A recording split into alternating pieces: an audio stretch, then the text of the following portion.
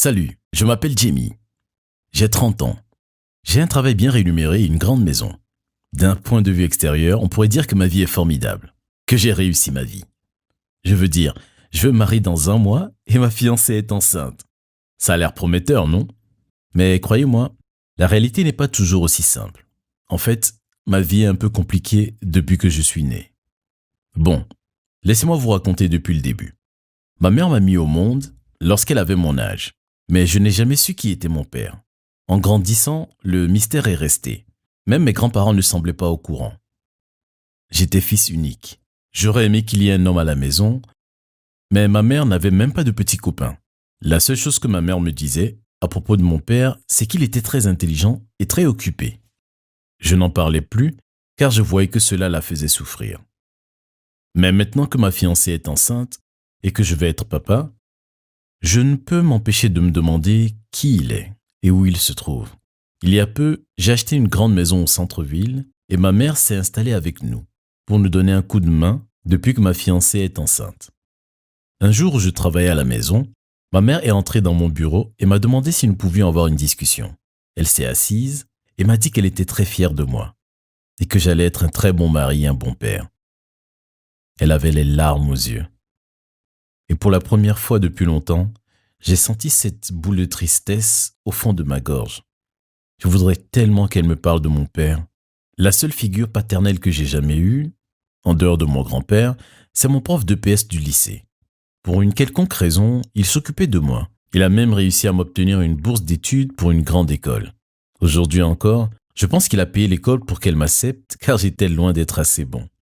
Et ma mère n'avait pas les moyens de m'envoyer là-bas. Il était ce genre de mec. Il faisait tout son possible pour m'aider. Je me souviens d'une fois où on me malmenait parce que j'étais le plus petit de l'équipe de basket. Il m'a défendu en donnant des retenues à ceux qui m'embêtaient. Je crois que j'étais le petit chouchou du prof, mais c'était cool. Aujourd'hui encore, il me manque. Ce que ma mère m'a dit ensuite était bizarre. Elle avait révisé notre liste de mariage et avait invité M. Simmons.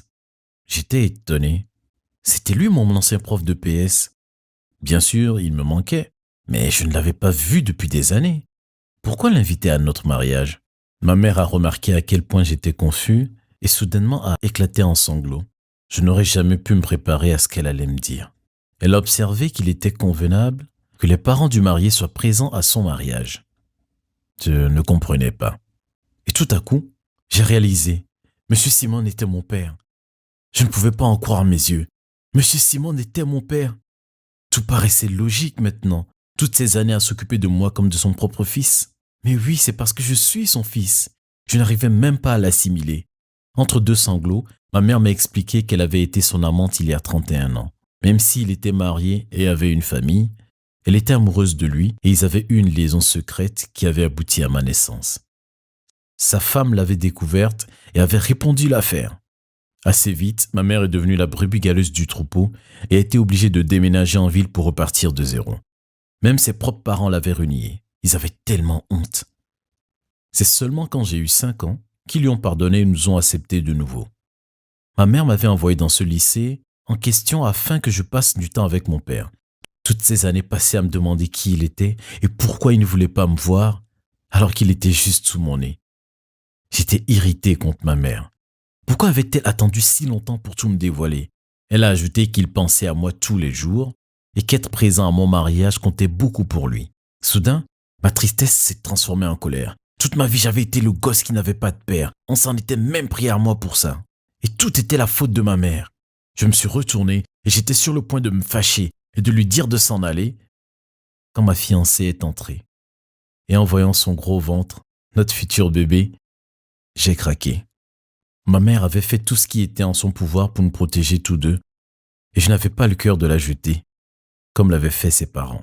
Je me suis approché d'elle pour la serrer dans mes bras et j'ai répondu que bien sûr mon père pouvait venir. Mon père, j'avais un père. La vie n'est peut-être pas simple, mais au moins je sais qui est mon père maintenant. Vu de l'extérieur, la vie de quelqu'un d'autre peut sembler parfaite, mais on peut être très loin du compte. C'est pourquoi il est important de toujours être gentil avec les autres, car on ne connaît pas leur histoire. Vous pouvez aimer cette vidéo ou laisser un commentaire si vous savez de quoi je parle. N'oubliez pas que la vie est pleine de hauts et de bas, mais il faut en célébrer chaque instant.